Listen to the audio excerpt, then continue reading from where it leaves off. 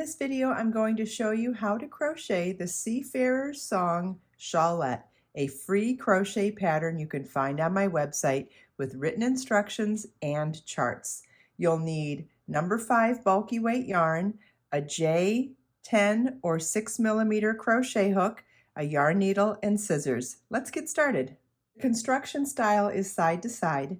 We'll be doing an increase section, then a working even section, and then a decrease section. Then after that, we'll be doing an edging. Begin with a chain 4 and 2 double crochets in the 4th chain from our hook. We don't count the loop on our hook, that's our working loop, so we'll count back 1, 2, 3, and 4. Double crochet is yarn over your hook, insert your hook in the chain, yarn over, pull up a loop, yarn over, pull through 2 loops on your hook, yarn over, pull through 2 loops on your hook. We'll do that one more time.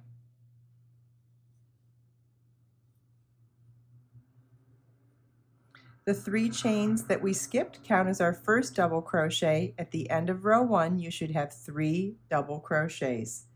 Row 2 begins with a chain 3, which counts as a double crochet. Turn your work and work 1 double crochet in that same first stitch. 1 double crochet into each of the next 2 stitches. When working into the last chain, which would have been a chain 3 at the beginning of the previous row, you're going to work in the top chain or 3rd chain as the equivalent for where do you place your next stitch. You should have 4 double crochets at the end of row 2. Row 3 begins with a chain 4, which counts as a double crochet chain 1. Turn your work. Work 1 double crochet in the next stitch. Chain 1, skip 1 stitch, and 1 double crochet in the last stitch. This is what your work should look like at the end of row 3. You should have 3 double crochets and 2 chain 1 spaces. Row 4 begins with a chain 3, which counts as a double crochet. Turn your work. 1 double crochet in the next chain 1 space, and 1 double crochet in the next double crochet, 1 double crochet in the next chain 1 space, and 2 double crochets in the last stitch.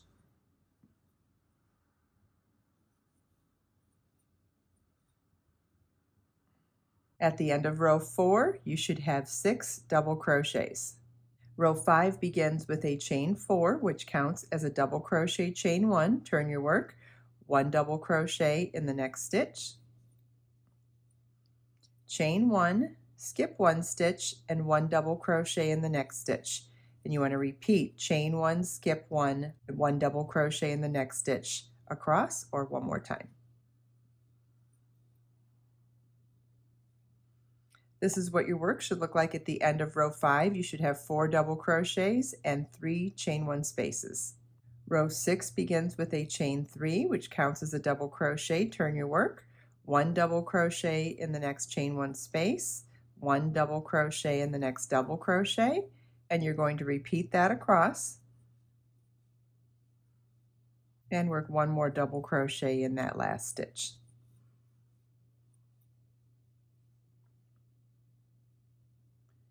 And this is what your work should look like at the end of row 6. You should have 8 double crochets.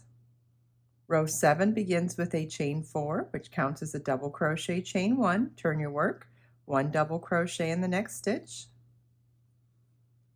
Chain 1, skip 1 stitch, and 1 double crochet in the next stitch. You want to repeat chain 1, skip 1, 1 double crochet in the next stitch all the way across.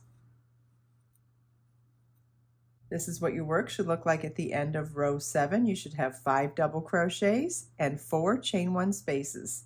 Row 8 begins with chain 3, which counts as a double crochet. Turn your work. 1 double crochet in the next chain 1 space, 1 double crochet in the next double crochet. You want to repeat that all the way across. And 1 more double crochet in the last stitch. At the end of row 8, you should have 10 double crochets. Row 9 begins with a chain 4, which counts as a double crochet, chain 1, turn your work, 1 double crochet in the next stitch, chain 1, skip 1 stitch, and 1 double crochet in the next stitch. You want to repeat that all the way across. This is what your work should look like at the end of row 9. You should have 6 double crochets and 5 chain 1 spaces. For rows 10 through 35, you want to repeat rows 8 and 9 13 more times. I did a couple more rows, but I'm doing a reduced size sample. You'll want to follow the pattern to do the exact number of rows. But when you finish the increase section, I wanted to point out you want to make sure that you've ended on an odd numbered row or a row with the chain 1 spaces before beginning the even section. So now we'll do the even section. The row 1 of the even section starts with a chain 3, which counts as a double crochet. Turn your work, 1 double crochet in the next chain 1 space, 1 double crochet in the next double crochet, and you want to repeat that all the way across.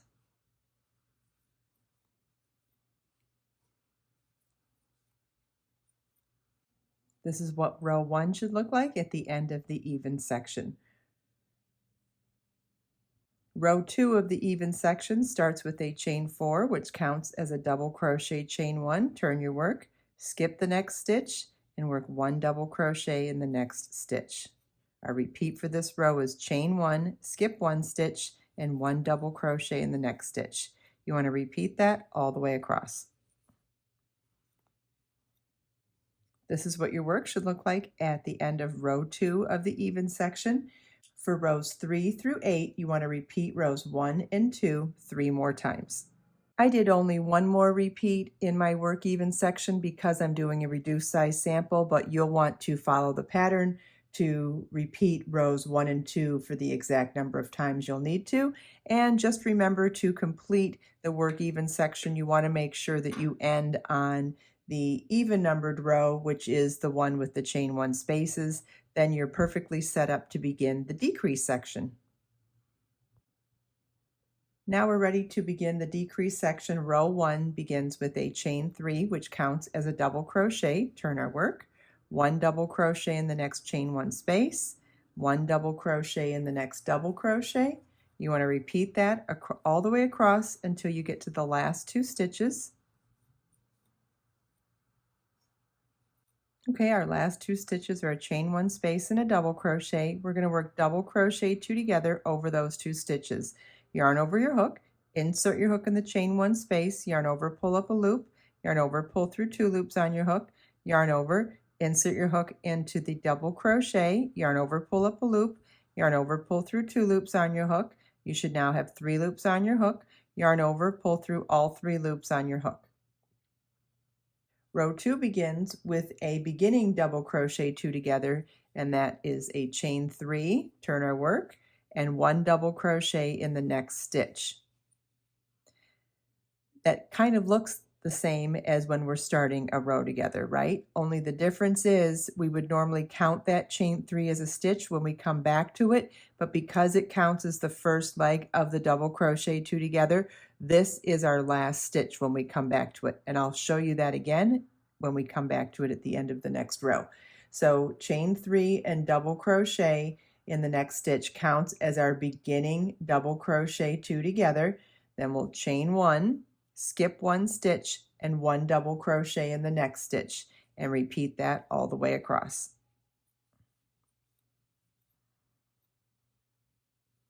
Notice how this side has stayed straight all along. There's our increases, there's our working even, and now we're doing our decreases, and they'll always be on this side only.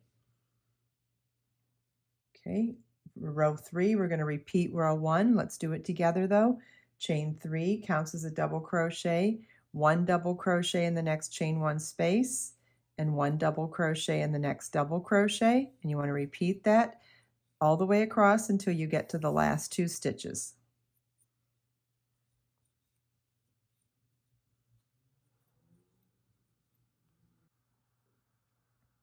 Okay, our last 2 stitches are a chain 1 space and a double crochet 2 together. So we're going to work double crochet 2 together in the chain 1 space and in the top of this stitch here. Yarn over your hook, insert your hook in the chain 1 space, yarn over, pull up a loop, yarn over, pull through 2 loops on your hook, and yarn over, insert your hook into the top of the double crochet 2 together, yarn over, pull up a loop, yarn over, pull through 2 loops on your hook. We now have 3 loops on our hook, yarn over, pull through 3 loops on our hook. Remember, don't be fooled by the 2 legs here. It looks like it's 2 stitches, but these are double crochet 2 together stitches going forward.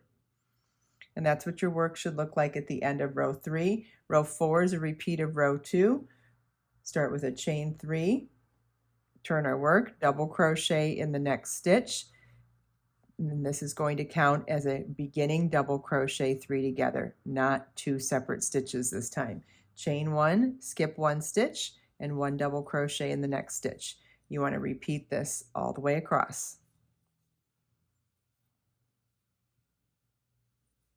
And so now we're going to continue repeating rows 1 and 2 until we have 3 stitches remaining.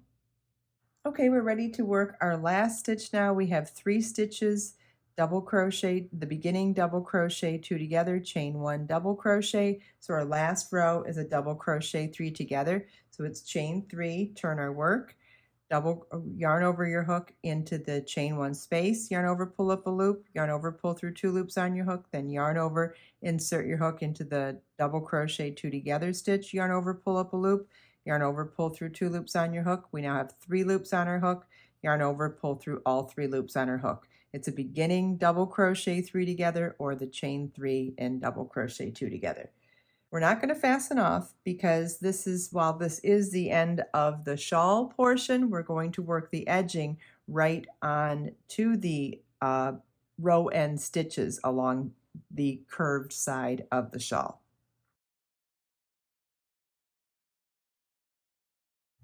Make sure you follow the links in the video description to get the free pattern with charts to follow along and make this beautiful shawl. And you can also find the inspiration behind this shawl in my brand new novel, The Sea Glass Journal.